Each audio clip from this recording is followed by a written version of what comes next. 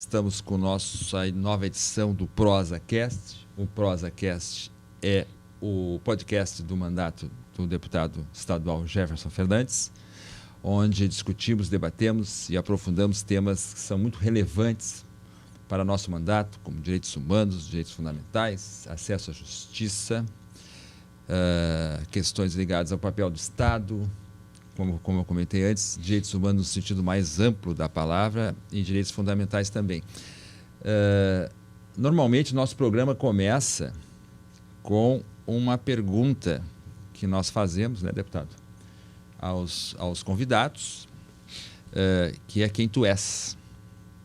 Mas eu tenho na minha frente o Cláudio Voz Chica, que é um grande militante da Zona Leste, Zona Norte, né? Podemos dizer, né? Zona Norte, cidadão emérito de Porto Alegre, inclusive, né? E a Carol, que da Restinga para o Mundo, né? Carol Rosa. Carol Rosa, atuante também na área do direito fundamental à moradia. Pois é. Mas eu queria começar com uma outra pergunta, e eu queria que vocês respondessem já, né? E queria que o deputado também nos acompanhasse também nessa resposta, né?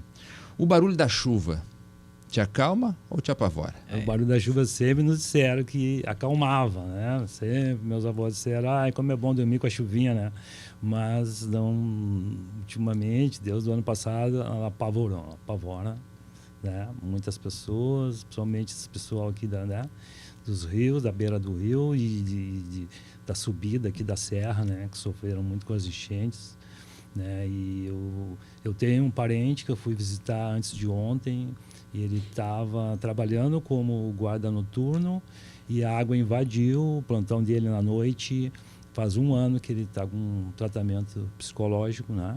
Que a água invadiu e chegou no peito dele. Ele não era um cara brincalhão, né? Fazia o churrasquinho, sempre brincando. Tu não conhece mais ele, não reconhece mais ele, sabe? Então, agora está bem difícil, né? Assim, acho que agora assusta, né? Muitas pessoas ficaram com esse problema.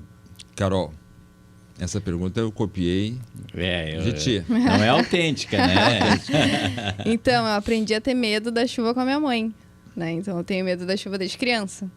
Começava a chover mais forte, a minha mãe já ficava apavorada, com medo não só de... Goteira é uma coisa que sempre teve na nossa casa, né? Goteira é um clássico, né? Mas de voar telha, de quebrar telha. Então, eu sempre tive medo da chuva, né? Sempre me apavorou, assim, desde criança. E agora se potencializou, né? Como o companheiro trouxe, depois da enchente, né? Mas é um medo que vem comigo desde pequeno. E agora sim, quem é a Carol? Carol é mãe de 2, mãe do Inácio e do João Pedro. Nascida, criada e moradora da Restinga, que hoje é a maior periferia de Porto Alegre. Né? Urbanista, arquiteta popular que atua em territórios periféricos, entre várias outras coisas, né? Que a gente tem que ser. E o Cláudio, agora sim, o senhor se apresenta com um currículo enxugado, porque eu sei que o teu currículo é longo. Eu me considero um ativista social, né? Nasci na Bom Jesus também, periférico. Aos 13 anos fui para Vila Safira, que é bairro Mário Quintana. Bairro Mário Quintana. E saí uma mochila nas costas, com 26 anos, eu queria conhecer o Brasil, era o meu sonho, minha vontade.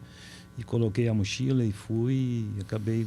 Voltando para a aldeia. Conhecendo a periferia de Belo Horizonte, morando lá um tempo, de São Luís do Maranhão, do Gama em Brasília, né? Brasília, né? Nossa, Brasília é gigante, né? Todo o Brasil está ali, né? O povo de todo o Brasil. E de Florianópolis, e Rio e São Paulo. Então, quando eu chegava a Rio São Paulo, eu pegava um trem, descia na última estação e saía de a pé e sentava numa praça e ficava só observando o povo brasileiro, que é lindo, o nosso povo é lindo. Então eu sou um ativista social e um observador. Depois nós falamos sobre a origem etimológica desse nome, Vó Chica, né? Cláudio Vó Chica. O barulho da chuva? Eu vejo que as duas pessoas convidadas aqui são maravilhosas e falar sobre a vida de cada uma delas já é algo impressionante, mas a provocação tua eu tenho que responder também. Ficou passando um filme enquanto a Carol falava da vida dela, né? O Cláudio também. Eu tenho uma experiência com chuva, assim, se eu vou lembrar da minha infância, Por um lado, eu sentia um pouco mais de segurança quando os meus pais fizeram uma casa com cobertura de zinco. Porque havia um temor com os ventos à época. Fomos um dos primeiros moradores de uma vila em Santo Ângelo, que na época tinham poucas casas nas vilas. Então, quando soprava o vento muito forte, era natural que aquelas poucas casas ficassem mais expostas. Então, a telha, essa que a gente conhece como tradicional telha de barro, enfim, de argila, ela voava. Então, quando se fazia uma casa de zinco, em tese, era para ter mais essa segurança. Mas o zinco dá um barulho terrível na hora que cai uma chuva mais forte. Então, para mim, é inesquecível. Quando chovia com granizo, por exemplo, meu Deus do céu. E acho, né, como tudo, a Carol dá aula sobre isso nas redes, né, de que famílias pobres não têm engenheiro, não têm arquiteto, né? Acredito que tinha muito erro até na hora de pregar. E o zinco, a não ser que tu tenha uma cola específica para segurar o buraco, era muito comum também a convivência com goteiras. A tal ponto que para nós era cultural, já era tranquilo, chovia, já vinha com a bacia. Eu sou do tempo do pinico. De alumínio, não. Sim, não tinha sanitário dentro de casa. Não tinha. Então era também mais um jeito de tu... Então, claro, passa o tempo, né? Tu escuta um som da chuva para dormir e tal, às vezes relaxa, né? Dependendo do ambiente é bacana, mas realmente nos últimos tempos tem ficado meio assustador o barulho da chuva, né? Em função de tudo que vocês estão falando aqui. Pois é, eu fiquei muito feliz porque eu não tinha percebido exatamente que nós fizemos uma conexão muito interessante com a presença de vocês aqui. Então, fizemos, enfim, intuitivamente, instintivamente, não é o caso. E eu, pensando a partir da Carol, me dei conta, ouvindo ela, de que os cursos de arquitetura não ensinam arquitetura popular. Como tu disseste, com muita propriedade, o curso de arquitetura ensina a fazer a casa grande, a mansão, o shopping center. Né? Local sofisticado. Um local sofisticado. Né? E aí tu conectas a questão da moradia com a falta do banheiro. Que é uma coisa em relação à qual nós não pensamos, né? Tantos milhões de casas no século XXI, tu dizes, né? Não, a casa não tem banheiro. Tu sabe do que eu estou falando também, né? Sim, a gente eu queria que já você falasse um pouco sobre... Deixa eu aproveitar. Eu também, assim, também não tem banheiro, né? Eu achei fantástico, assim, a tua fala, Carol. Acho fantástica a tua abordagem. Que tu provas, assim, que nós não somos seres fragmentados. Quer dizer, a moradia tem a ver com a saúde, que tu destaca. Com certeza. Né? Tem a ver também, enfim, com uma série de outros aspectos da nossa vida. Como é que tu vai ter clima para escutar uma boa música, né? Para ler um livro dentro de uma casa que chove dentro, que quando venta as pessoas sentem frio ali naquele espaço. Então, agora que a gente está vivendo o inverno, é muito comum as imagens bonitas, né? De lareira, né? Imagens serranas do inverno. Então, realmente assim, o mundo que a gente vê nas redes, ou mesmo na TV e tal, no cinema, é um outro mundo que tu traz com muita autenticidade, assim, o teu jeito de se comunicar, o teu testemunho de vida, assim, é fantástico nesse aspecto. E eu fiquei... teu admirador, porque eu penso assim, ó, a pessoa faz uma graduação, muitas vezes ela quer sair daquele meio de... Quer mudar de vida. Exatamente, quer mudar de vida. Então, quem é da periferia, olha, aquela lá era das nossas e progrediu na vida. E tu alcança uma graduação importantíssima e tu retornas para trabalhar para esse povo. Para trazer. Então, eu assim, ó, é genial. O teu testemunho de vida é lindo, é emocionante, né? Eu assisti tuas declarações, então eu acho que... Dá uma química, né, deputado? Essa, para mim, é uma... Se dá para atualizar a palavra revolução, né? Tu consegue ser um exemplo assim, de revolucionária no século XXI. Obrigada. Nesse sentido. E aí, cada qual com as suas histórias de vida, que são realmente, né, muito inspiradoras, eu queria que você falasse um pouco sobre isso, sobre essa conexão da moradia com outros direitos fundamentais, como a Carol abordou. O Cláudio vive essa experiência também diariamente, né? Queria que vocês falassem, eu queria que vocês testemunhassem. Carol? Então, o direito à moradia, eu acho que é um dos primeiros ali que a gente precisa ter garantido, né? Porque é isso. É como tu falou, como que a gente vai estudar, como que a gente vai ter cultura, como que a gente vai ser feliz se a gente não tem uma moradia e uma moradia digna, né? Eu bato sempre na tecla da moradia digna. Porque não basta ter só ali as 4 paredes, o telhado, né?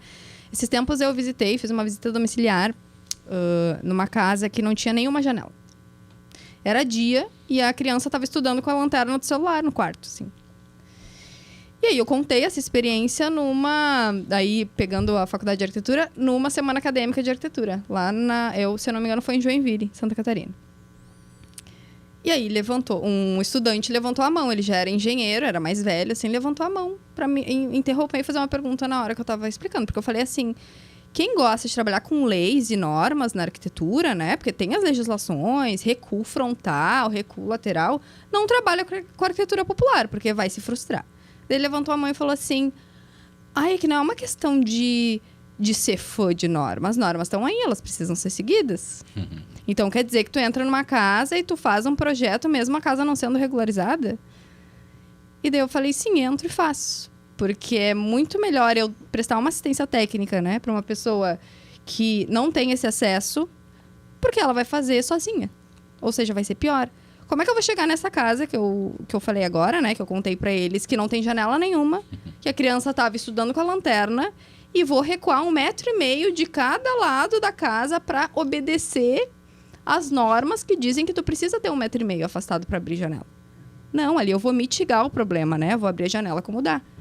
Então, isso tem completa relação com a saúde. O colega. Mas depois a professora falou que ele é meio problemático e tudo mais, que ele sempre quer alfinetar.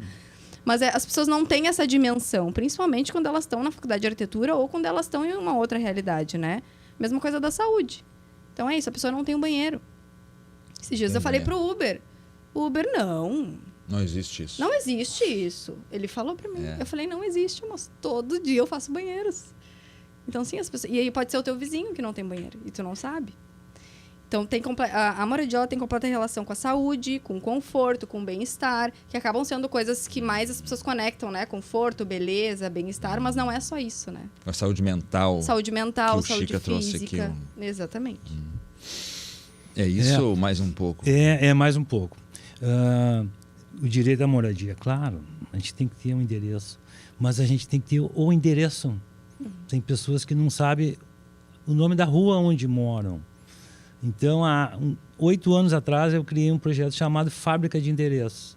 Eu notava, não tinha placa nas ruas, né? Porto Alegre agora, parece que 3 anos para cá, que começou a ter, né?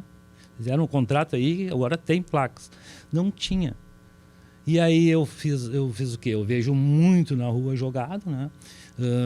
Resto de imóveis, né? O MDF, né? Termina, acaba o armário, eles jogam na rua, né? Mais essa coisa, esse problema aí das cidades, né? O lixo. E aí, então, eu pego o fundo das gavetas, corto, dou aquele azul padrão da prefeitura, escrevo à mão e vou lá e prego no poste. Então, nós fizemos de 250 a 300 placas com nome de ruas e colocamos. Isso deu muita reportagem em jornal e TV. Inclusive na praia, onde eu estou, entendeu? Eu acho que a revolução que tu faz é onde tu estás. Eu vou para a praia, lá não tem, eu faço e coloco. E aí aconteceu um caso, uma vez a gente está colocando na comunidade lá da Safira, e a TVA foi fazer uma reportagem comigo sobre essa colocação, né, e esse trabalho, e daqui a pouco vem a SAMU para socorrer uma pessoa naquela rua ali, e nós estamos colocando a placa e eles não estavam encontrando a rua. Sensacional, né? Sabe? Porque, né? Então, eu acredito é isso, sabe? Direitos e deveres, né? Como ela faz, né? Nós temos nosso dever com a sociedade. Nós temos que fazer. Quanto ao banheiro lá no Timbaúva, né? Ali a divisa com Porto Alegre, divisa né? Arroio Feijó, né? Também perto veio o caso... do centro de reciclagem. Isso, né? isso. veio uma casa de uma família lá que não tinha um banheiro também. Faziam lá no balde e jogavam no fundo do quintal. Então a gente foi lá, construiu, eu usava, né, muita rede social, a rede social caiu muito, né, virou antissocial, né, e com a ajuda de muitos amigos. Se tu não está ofendendo alguém, não dá like, né, então coisas boas, infelizmente, não...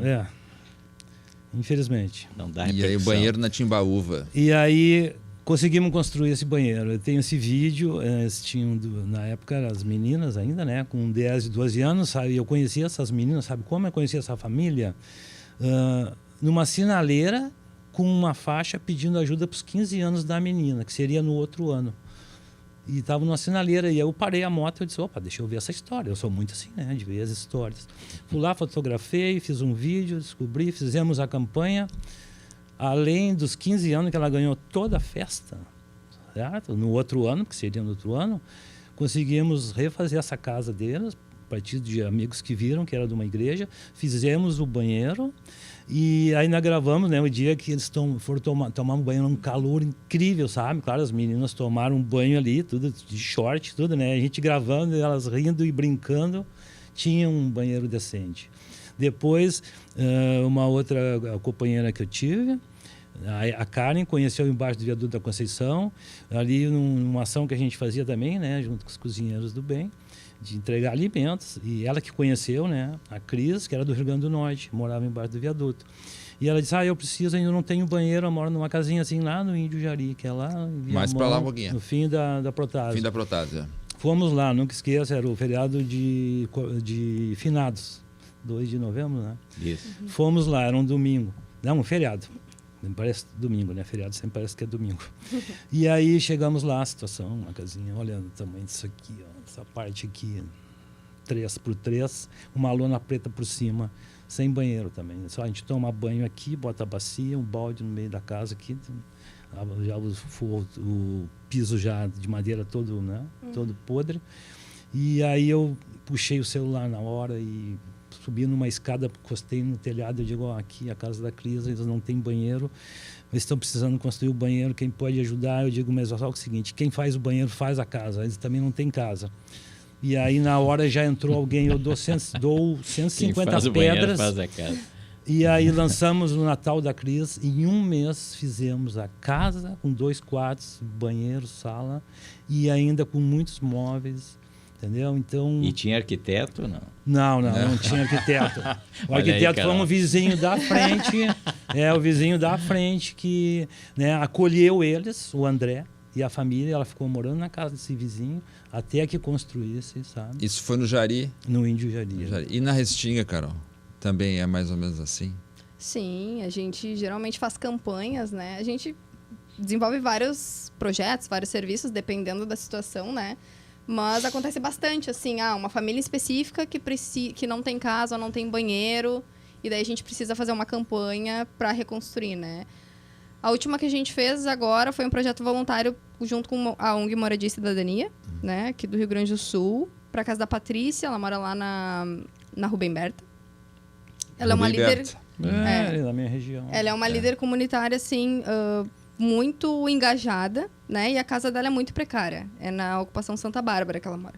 Aí agora ela vai morar na casa do lado da irmã, né? Ali no Rubem Berta mesmo. E a ONG Moradia e Cidadania fez a campanha ali para reconstruir, né? Aí a gente já trocou um projeto e daí agora vai ser a Casa do Papel. Mas assim, na enchente também a gente fez campanha para reconstruir uma casa que desabou, né? Apesar da Restinga não ter sido afetada diretamente, né? Casas desabaram lá por causa do arroio do Salso, né? A gente também fez campanha para reconstruir. Essa saiu até na TV, né? Teve uma reportagem com a moradora. Eu quero voltar ao tema da Restinga porque nós temos um problema lá, né? Mas eu queria perguntar para o deputado o seguinte. Nós estamos falando de esforços que o tecido social e sua potência realizam, né? E a política pública. Enquanto vocês falavam, eu lembro de uma tecla que é batida há muito tempo e que, na minha interpretação, ela nos moldes que está, é um problema insanável, que é a regularização fundiária.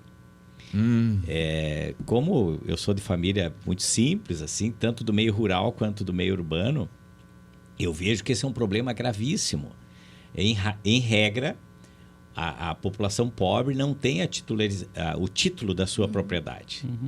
E se tem, ela fez tantas modificações no seu imóvel que se ela fosse regularizar junto ao INSS, à prefeitura, ela teria de vender aquele terreno para pagar. Eu lembro disso. Então as pessoas, elas perpetuam esse problema, deixando inclusive para herdeiros que não formalizam a própria transmissão do bem, porque daí vai ter que pagar um valor que ele não tem. Então, isso vale para o meio rural também. Eu fiquei muito impressionado quando eu fui ver um município lá das Missões, especificamente Santo Ângelo, onde eu nasci, que o meio rural, assim, é histórico o problema do minifundiário. São várias gerações já que faleceram e as terras vão ficando sem transmissão. Vão ficando. É acerto informal entre os familiares. Ó, filho, tu fica, mas aquele pedacinho ali é do teu irmão, aquele lá da tua irmã, e o povo vai se virando. O povo é incrível, né? Como acha um jeito de sobreviver. Então, e o Estado vem com esse discurso. Não, agora vai ter uma política de regularização fundiária, um nome bonito, né? A primeira vez que eu escutei, eu me encantei, digo, gente, genial. Mas aí quando tu vai ver tudo que o sujeito tem que atualizar e pagar, não é factível. Então, para mim, assim, são dois mundos. Um mundo da classe média alta, que está nos espaços de poder, inclusive essa casa, no judiciário, né, no executivo, os profissionais. Eu, né, sou advogado de profissão, sei bem disso também. Mesmo quem já foi periférico, que ascendeu, ele já começa a querer esquecer aquele mundo. E ele vive daí a partir das regras que lhe ensinaram. Sim. Então, eu acho genial ouvir vocês, né? Porque tanto o Cláudio quanto a Carol trazem uma experiência viva que é de pessoas engajadas, capacitadas, que vivenciam o mundo real, não é o mundo das páginas bonitas de revistas, né? Quem não gosta de pegar uma revista... E nem do formalismo jurídico, né? E nem do formalismo que diz assim, jurídico. mas esse pessoal aí não está regularizado. Sim. E aí já vem um julgamento moral junto, Sim. né? Ela é muito comum isso, né? E aí vem o fiscal, inclusive, para cobrar. Então, há uma tendência no nosso país de as pessoas negarem o Estado. Sim. Né? Por quê? Porque ele só vem me cobrar, ele só vem me fiscalizar. E quando ele quer me dar uma mão para regularizar, eu tenho que pagar mais ainda. Então, não é à toa que eu vejo assim uma onda contra o status quo e até um paradoxo, né? Eu aproveito aqui para jogar dois cenários assim. A esquerda, quando surgiu, ao menos o PT, que eu acompanhei desde a minha juventude, ele se mostrava muito contra o status quo e tinha uma adesão popular espontânea, que era magnífica. Hoje a extrema-direita se mostra como contra o status quo, né? E também consegue uma aderência. E essas coisas, a meu ver, ouso aqui interpretar, embora não seja da psicologia social, mas pelo que eu sinto, tem a ver com essa negação do Estado de ajudar as pessoas, o que exige daí da mobilidade, da mobilização de setores, enfim, profissionais que são abnegados e fazem as vezes do poder público. Né? Essa questão da negação do Estado, ela é histórica no Brasil e é bem como o Jefferson comentou, né? O Estado, às vezes, é melhor que ele não venha, né? Porque ele vai trazer o imposto. Verdade. E a gente vê isso na revolta da vacina, por exemplo. Lá na revolta da vacina, no Rio de Janeiro, lá, a gente já viu... imposto ao pobre, não é ao rico. Isso, e é imposto seletivamente, porque a gente sabe quantos prédios por aí estão com o IPTU atrasado. Né? Nós temos aqui essa vergonha aqui na esquina da Riachuelo, como era Floriano aqui. Eu tenho 62 anos, né? E aquele prédio está daquele jeito todo esse tempo. Agora colocaram uns tapumes ali, né? Era um prédio, não sei se está tombado. É a confeitaria Rocco? Não, depois na Riachuelo com a Marechal Floriano. Mas eu queria, em cima do que o deputado Jefferson está trazendo, eu queria pensar junto com vocês aqui, que estão lá, a gentrificação.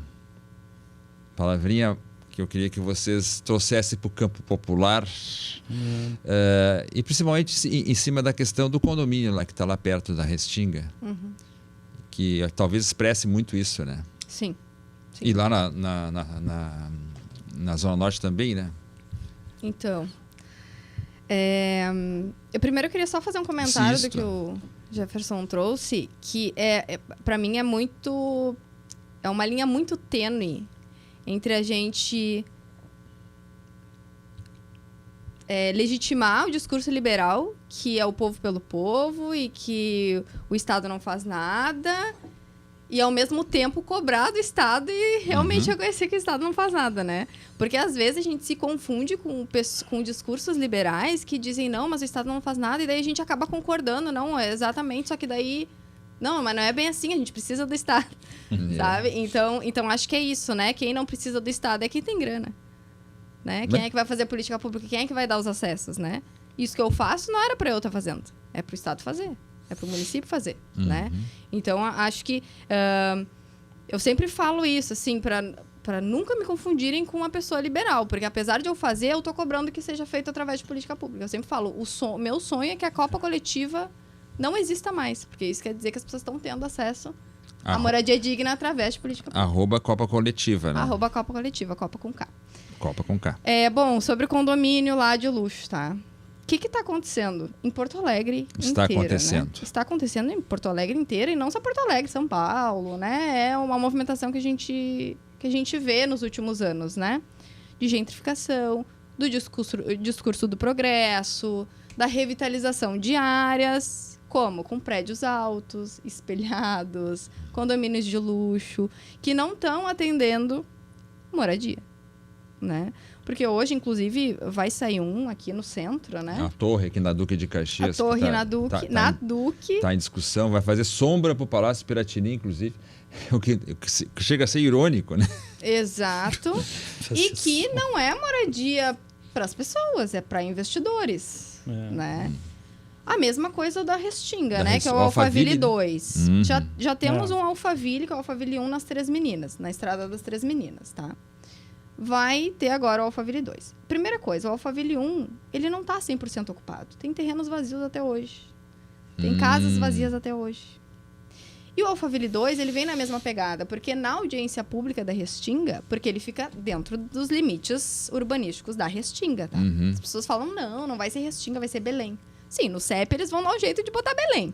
A briga dos CEPs. Claro que eles não vão botar Alphaville Restinga, né? Não. Mas tá dentro dos limites ali da delimitação ali da área da Restinga, tá?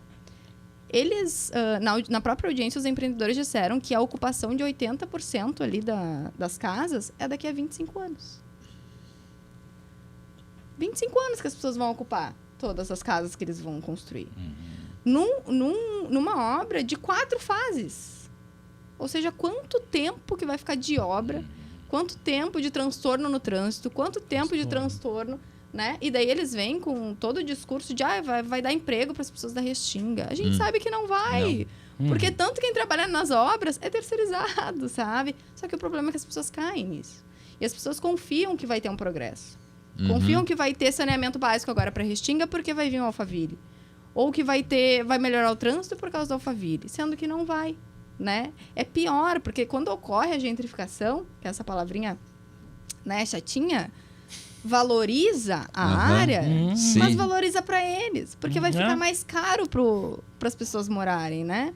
E isso tem um efeito de encarecimento total, e que se irradia, né? Em tudo. Então, assim, não quer dizer que...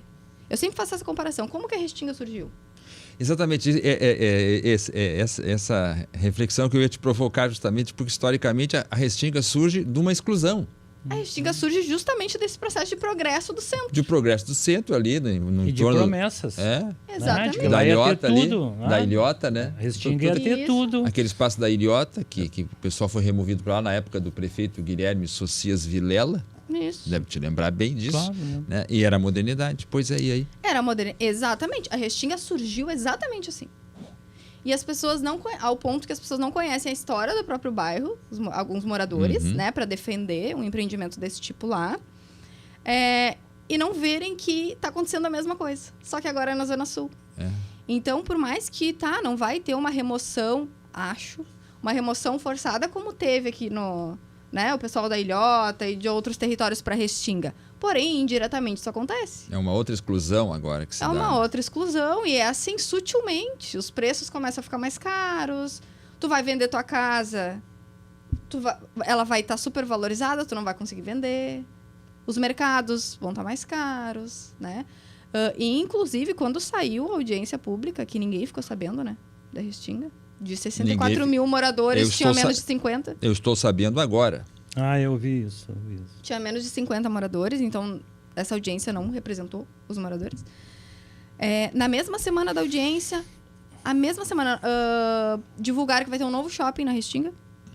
Na mesma semana, notificaram lá uma ocupação que está em reintegração de posse há 11 anos. Então, ressuscitaram a reintegração de posse. Então, o oficial de justiça oficiou todos os moradores. Ao mesmo tempo, na mesma semana, despejo das pessoas que estão dentro do terreno que a prefeitura cedeu para construir a Unilab, que é uma luta coletiva do pessoal da Restinga para trazer a Unilab, que é uma universidade que tem até ciências da saúde, lá para o bairro. Então, isso tudo no mesmo momento. No mesmo momento. Quando a máquina... Como se tudo fosse por acaso. Exato. Quando a máquina do Estado se move assim, de uma forma tão rápida, a gente há que suspeitar, né? Totalmente. Chica, e a gentrificação pro lado de lá? Lá, a gente está assim, no Morro Santana, que é ali, né? É o bairro ao lado do meu, né? A gente está na luta lá sobre a floresta do Sabará, né? Também, que o Zafari construiu ali o hipermercado Sexto, né? Hoje, né? Onde é hipermercados, o que eu noto... Atacadão.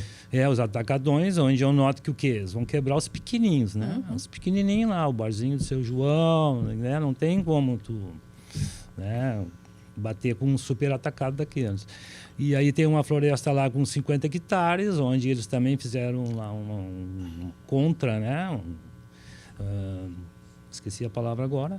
Fizeram uma permuta, alguma coisa uma permuta lá na ilha, onde eles vão plantar lá na ilha, lá que ninguém vai. Diz que vão plantar lá, mas vão derrubar 45... contrapartida, vão derrubar 45 hectares para construir prédios, que é isso aí que você está falando, né? Tanto residenciais como comerciais.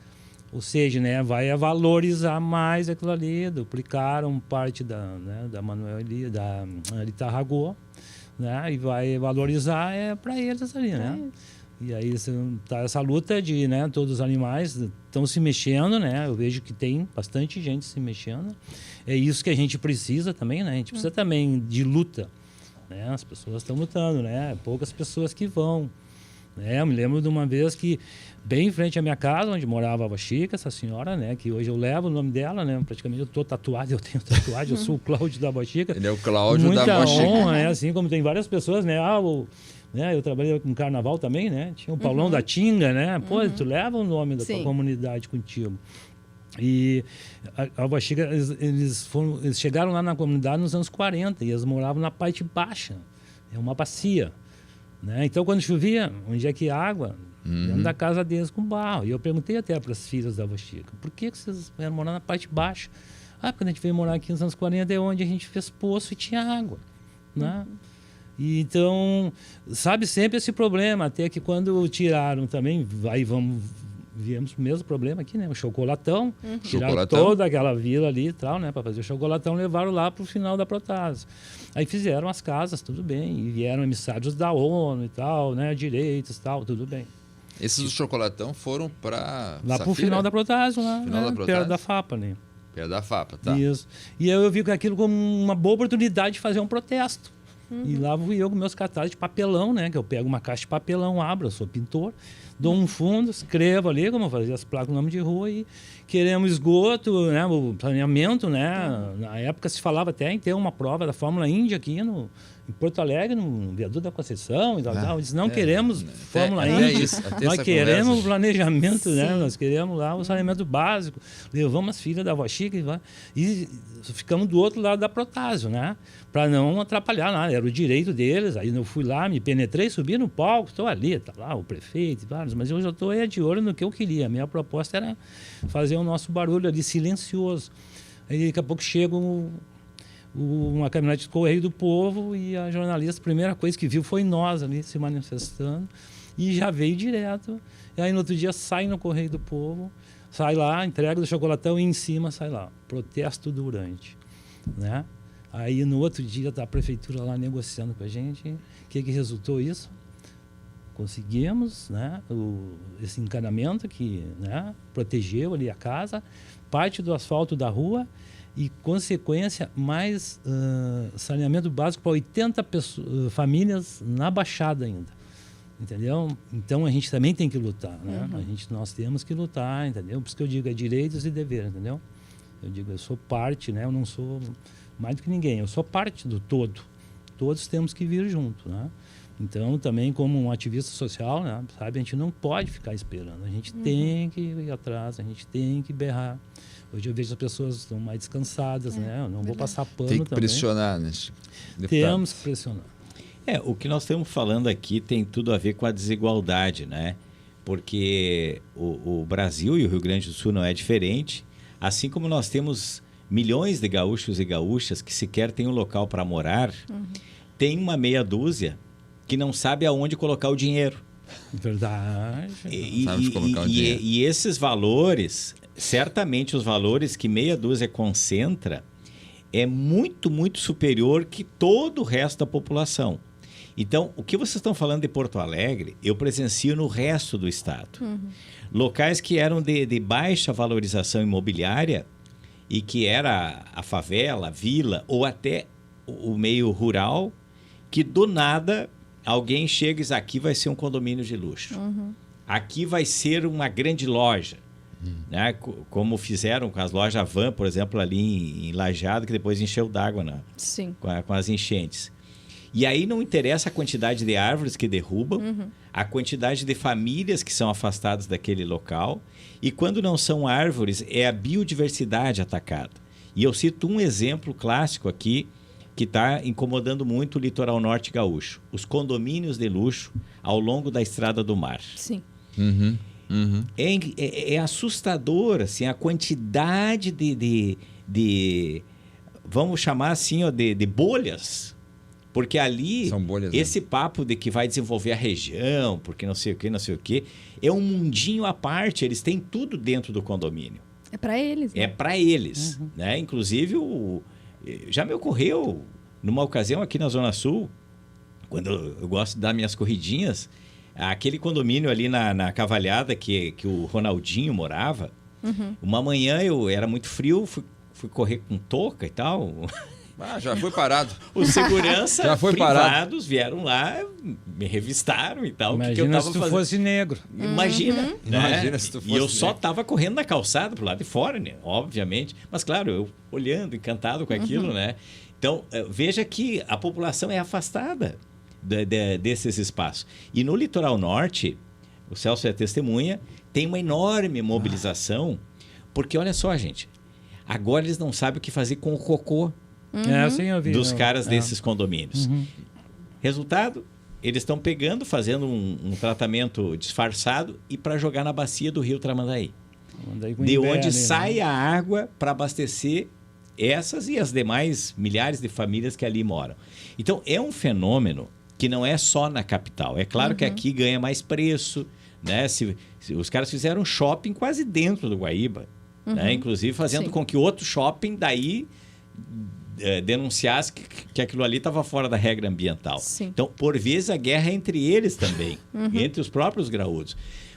Por detrás de tudo isso, tem o povo excluído e tem a natureza maltratada. E é uma ameaça que, infelizmente, né, a gente fala, tu é o atrasado, tu é contra o progresso, tu é contra a geração de emprego. Só que o planeta está pedindo socorro.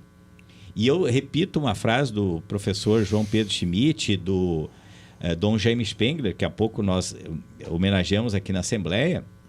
O planeta em que pesa o ser humano degradá-lo, maltratá-lo, vai sobreviver. Sim. Quem está ameaçado de não sobreviver somos nós, a espécie humana. Então, eu me somo à luta que vocês fazem, pensando, inclusive, nas futuras gerações. Eu que sou pai, já sou avô, eu fico pensando o que vai ser dessas crianças que hoje estão aí. Né? Essa é a grande pergunta. Porque pelo racional, tu não consegue ganhar dos caras. Sim. Pelo legal, muito menos. Pelo eu fico legal, impressionado, gente. É lei ambiental para cá, é lei ambiental para lá, é órgão de fiscalização. Se é um condomínio bacana, consegue tudo que é licença. Aí o povo, não, estão em área de APP. Né? Vai lá e tira na marra. Então, olha, é muito injusta realmente a sociedade que nós estamos vivendo. E nós temos que falar mais, inclusive, sobre esse tema, porque mesmo o excluído que está ali, ele por vezes não se liga da força que tem. Ele acha, né, quem sou eu? O cara lá é do dinheiro, tem influência com as autoridades. Sim. Muitos, inclusive, agora me veio na cabeça um filme também, Santana do Livramento, fica a mais de 500 quilômetros daqui. Eu tô lá um dia gravando uns vídeos na praça e o pessoal vem correndo assim, Jefferson, tá tendo uma desocupação forçada lá em tal local. E eu entro no carro, minha esposa estava junto, a filha pequena e tal. Chego lá, daí eu peço para os caras quem é a autoridade que está fazendo. Daí já tinha aquela cena clássica da reto derrubando os barracos e tal. Aí cheguei para o cidadão lá, era em nome da prefeitura. Digo, por favor, eu gostaria de ler a ordem judicial e também saber quem é o oficial de justiça. Não tinha nada. Era um papel velho, antigo. E aí eu disse, não, mas isso aqui não é uma ordem de desocupação. Eles foram entrando nos veículos e foram embora. Era um engodo. Aí eu fui conversar com as pessoas, gente, por que vocês não pediram? Aí tinha alguns ali, até com tornozeleira na perna. E, pois mas doutor, nós já somos... Né, com problema com a lei. Outras ali, umas senhoras, né, que criavam sozinhas as netas e netos. Todo mundo já precisando do Estado, meio que numa submissão. Então, as pessoas também não encaram que é um direito seu. Bom, se não tem uma moradia oficial que ela comprou e tal, vai morar onde? Na rua? Ela acabou ocupando. As pessoas não ocupam porque quer, porque acham legal, né? E bem dentro do que o Jeff está trazendo, eu fiquei me lembrando agora aqui de Saudosa Maloca, do Noronha Barbosa, né? Aquele sambinha que traz uma visão de mundo, né? Bastante fatalista. Que revela que esse problema não é de agora. Que é um olhar fatalista, Deus dá o frio conforme o cobertor. E o Jeff está trazendo essa preocupação, e eu pergunto para vocês como é que na experiência de vocês, o testemunho de vocês, como é que a gente muda essa trilha sonora do Saudosa Maloca, que reflete uma visão muito comodista, alienada, uma visão mais ativa nas comunidades? Olha, o que um pintor de paredes pode nos dizer, né, Cláudio? Sabe, acaba que, eu tenho que dizer, eu acabo trabalhando quase que sozinho, entendeu? Sabe, as pessoas não estão vindo, né? Depois que entrou rede social, influenciador que leva para outros lados, sabe, as mentes, entendeu? Eu quero acreditar, entendeu? Eu sou um otimista, mas como está difícil de trazer, entendeu? Olha, eu fiz campanhas, parece que hoje lá a minha região não é mais a de menor IDH da capital, né? Eu sempre usei. Já foi? Foi. Já foi. Eu sempre usei isso, né? Até para dizer, né? Nós precisamos de material escolar para as crianças do menor IDH da capital gaúcha, né? Para ver se abrir a mente de todos os gaúchos. Pô, mandem para cá. Né? E nós conseguimos, em 8 anos de campanha, 15 mil kits. Né? Hoje, eu entro em algumas faculdades, os jovens vêm falar comigo, assim, a idade da Carol, diz assim, Cláudio, é tu? Eu não conheço mais, porque eu via na fila, as crianças mudam, 10 né? anos. Eu peguei muito material escolar lá na campanha da Voz Chica, agora eu estou aqui na faculdade. Eu fico tão feliz, cara, né? sabe? O programa Jornal do Almoço, uma vez eu vi. Eu fico Enchia a rua ali, né? Enchia, sabe? Começou o primeiro ano com 130 crianças, o último foram 3.500. Sabe? E tudo pedido pela rede social. Mas sabe que o Estado e o município nunca mandou um lápis. E uma vez que conseguiram uma campanha de botar uma caixa de coleta dentro da prefeitura aqui, que eu não vou dizer quem era o prefeito, porque na época foi com a primeira dama, foi arrecadado quase 200 kits. Quando fomos buscar lá, já tinham doado para outra instituição. E estava lá escrito que era para a Voz Chica. Entendeu? Mas eu também não fico esperando por eles, entendeu? Para mim não foi nada de... Sabe? Tudo bem. Né? Mas somos amigos, eu tenho amigos, né? Porque eu era uma criança da Bom Jesus, que eu tinha 10 anos e quando eu ia no açougue, o açougue ficava num lombão, né? E as vovó não conseguiam ir lá, minhas vizinhas, né? E eu tinha 10 anos. E eu sempre passava na casa das vovó, quando a minha mãe mandava no açougue, e perguntava, eu vou no açougue, vovó, a senhora quer que eu traga alguma coisa para a senhora? Então eu descia aquela lomba cantando a música do Roberto Carlos. Eu quero ter 1 milhão de amigos. Sabe? Porque é isso que eu acredito, sabe? É na amizade. Eu sempre fui uma criança assim, sabe? Isso que eu sofri abuso, isso eu fui saber depois, quando eu tive problema com drogas, entendeu? Mas sempre fui um otimista. Né? E acabei, né, conduzindo a tocha olímpica, né, porque não fui eu que me inscrevi, eu fui indicado pela diretora da escola do meu bairro.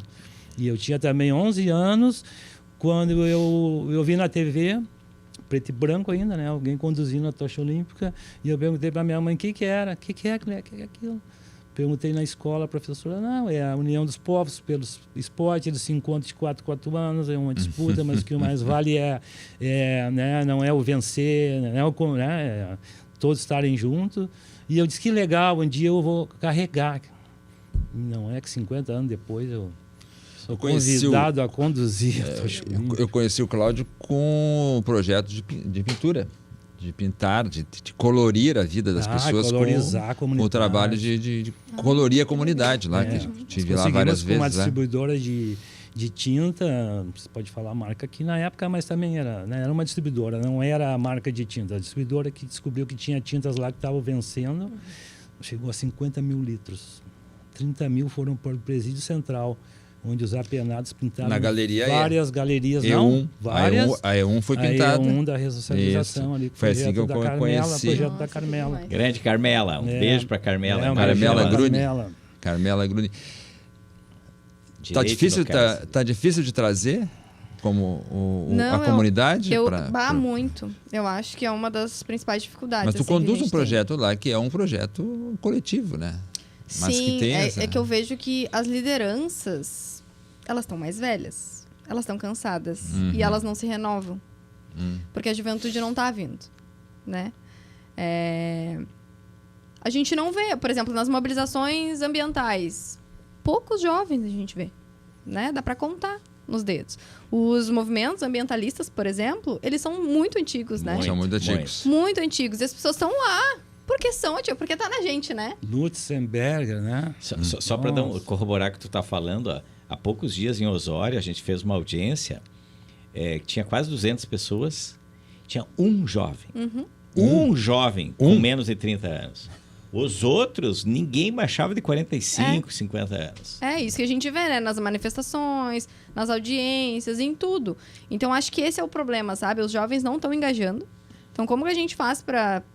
né, resgatar esses jovens para a luta, porque senão é isso, as pessoas elas estão cansadas, né? Tem gente que não as lideranças, esses dias uma liderança da Restinga me falou, cara, eu não vou mais na discussão do orçamento participativo porque é sempre a mesma coisa e a gente nunca consegue nada. Não consegue juntar gente, né? Não consegue juntar gente, não consegue as pautas, porque é sempre a mesma pauta que ganha ali a discussão. Então, as lideranças estão cansadas de lutar, né? Mas lutam porque são otimistas, né? Porque sabem que isso é a luta delas. Mas eu acho que o principal problema é esse, a juventude, sabe? Cadê a juventude ativista? Carol, mas eu noto na Safira, né? Quando eu fui morar lá, não tinha, então, calçamento. Né? Não tinha calçamento, não tinha saneamento básico, não tinha coleta de lixo, não tinha iluminação pública.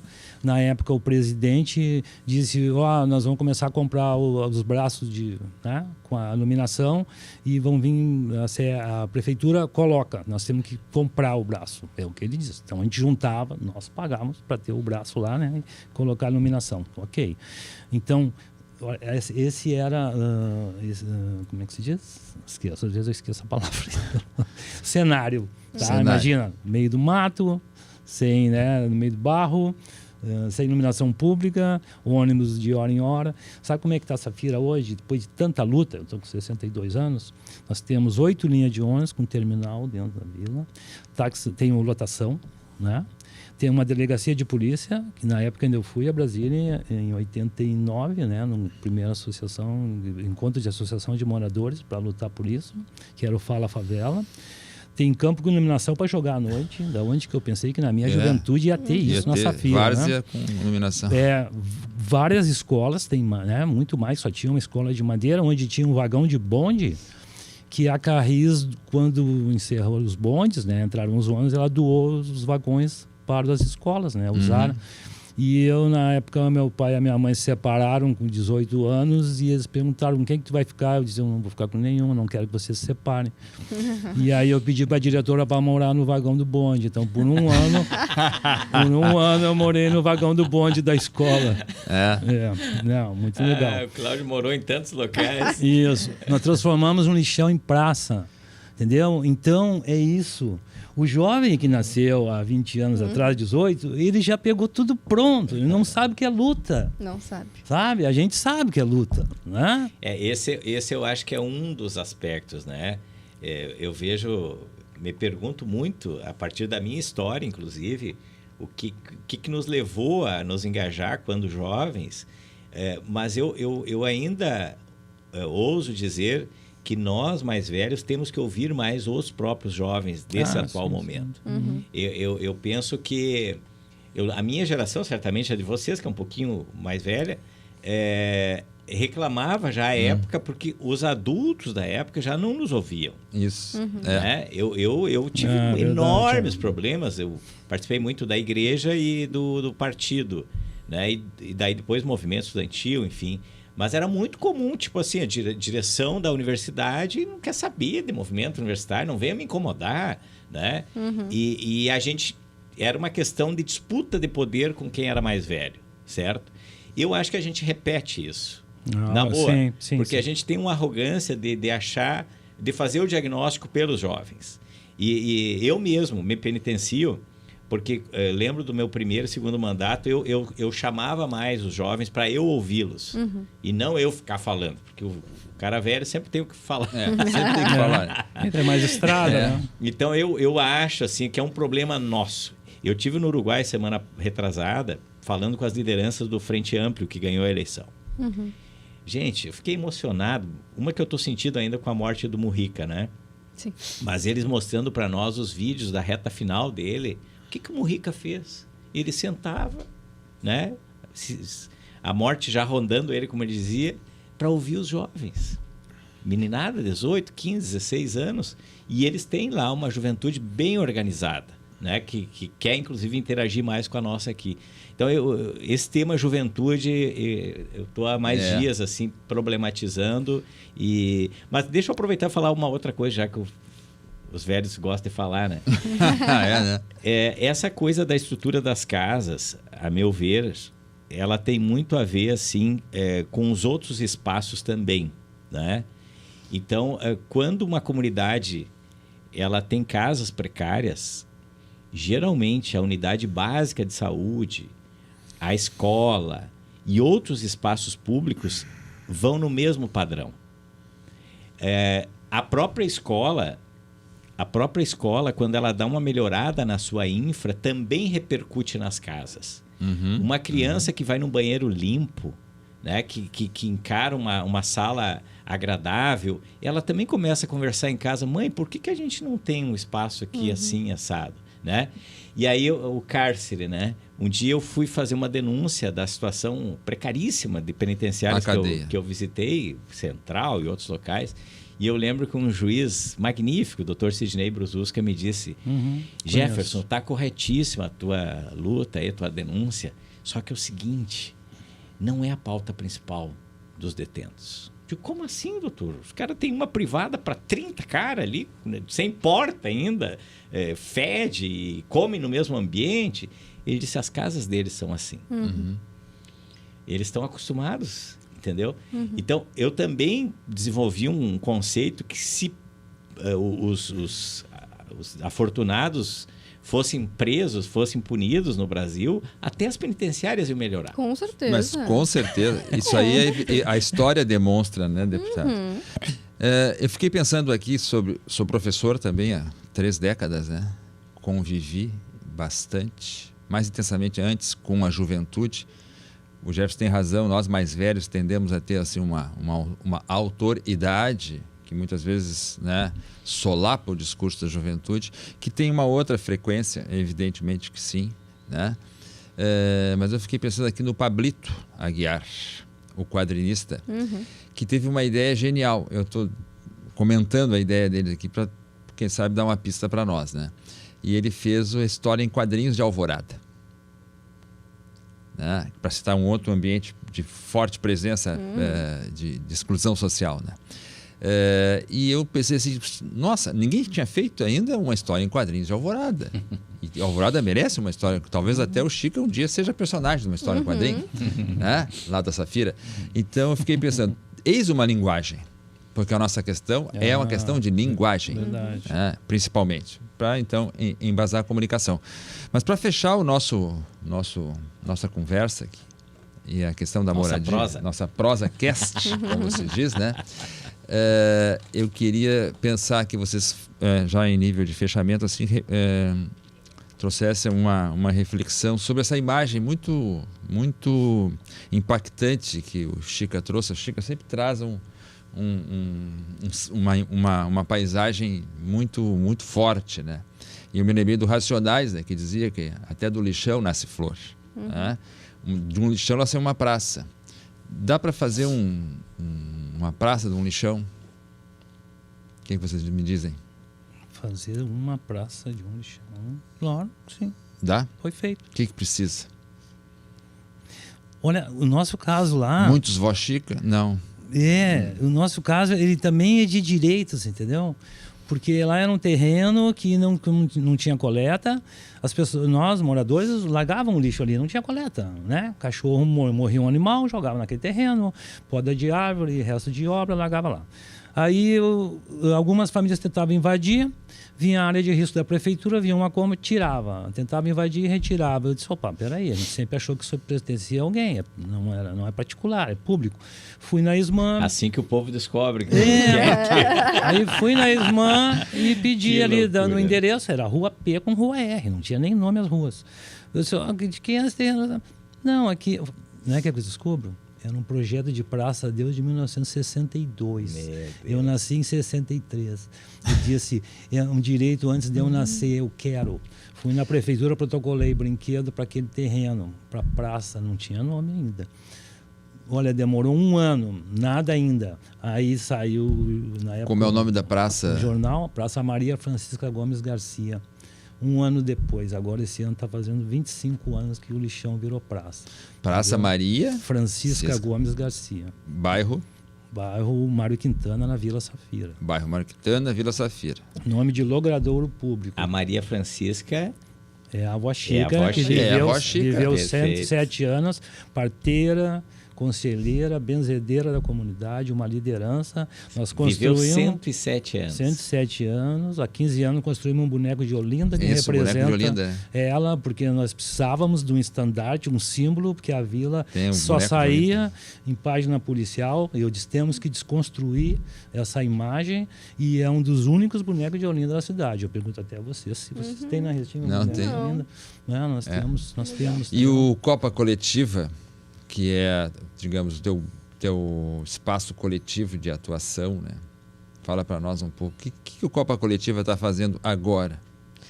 Agora a Copa está fazendo muitas melhorias habitacionais para famílias em vulnerabilidade, né? Tentando reproduzir a lei da assistência técnica, né? Como eu falei, que era para ter sido feito, que é para ser feito pelo município. A gente está reproduzindo, mostrando que dá para fazer, né?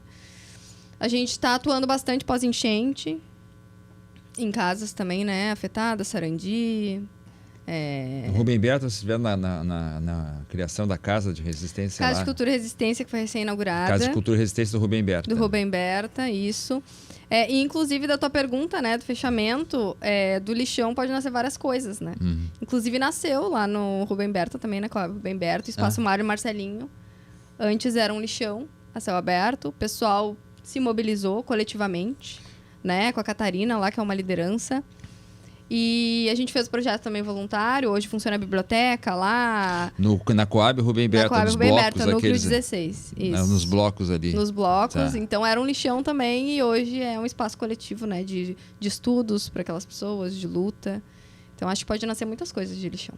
E eu acho que parte sempre da coletividade. Deputado. Só para reforçar, não é? Acompanhando a formação da Carol, formada graças ao FIES. Isso. Né? Que é um financiamento público federal que a pessoa tem que pagar de volta, né? Diferente do ProUni, que pode ser Sim. até 100%. Mas quero destacar aqui, nesse caso, o valor que tem um programa de patrocínio do estudo de quem jamais alçaria voos à academia se não fosse... Vai ter um irmão médico, me parece, também, né? Pelo ProUni. Olha, Tá fazendo medicina. que coisa maravilhosa, né? Então, família negra da periferia da capital que ascende à academia.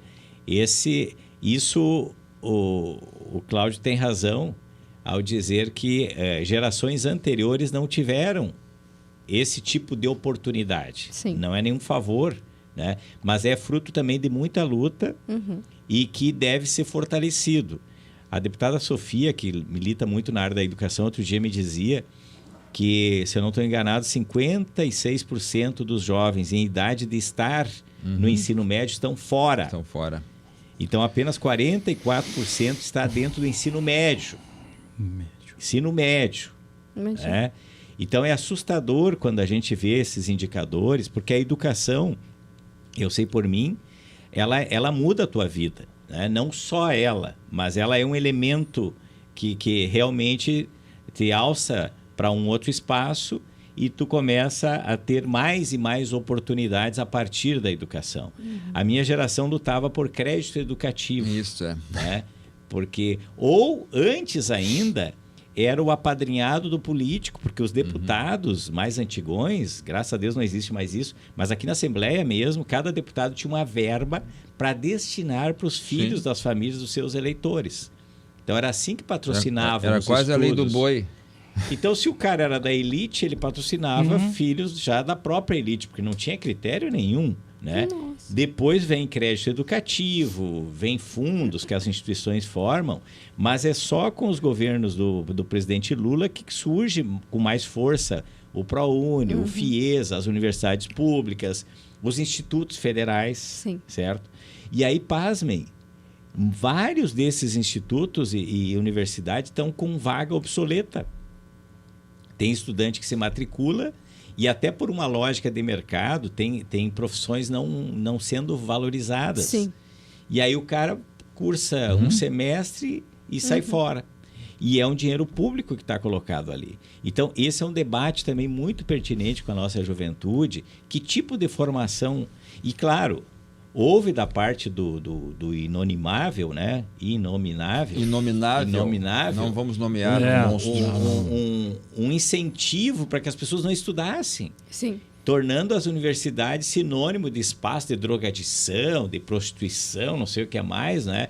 Porque o negacionismo climático, científico e tal, tem como ingrediente principal atacar a educação. Sim. Então, o que a gente está falando aqui das transformações... E aí, claro...